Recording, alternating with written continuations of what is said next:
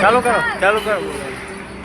નમસ્કાર મિત્રો, આ બસ જાયેલી છે। આ બસમાંથી આ બધા પડે તો તમે જુઓ, આ ગોત્રકા પાટીએ ઉતારી અને બસ જાય છે। તો અમારા માટે, અમારા ગામના વિચાર્યા માટે ગામમાં વ્યવસ્થા બસની હોવી પડે જરૂર। અને આ વિડીયો 4 દિવસ પહેલાં મેં મૂક્યો છે।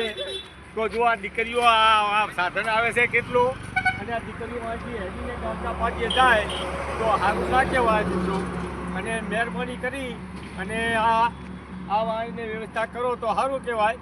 અને આ રાજકારણીયા છે, કોઈ સરકાર છે, સરકારને આવું વિચારવું નથી।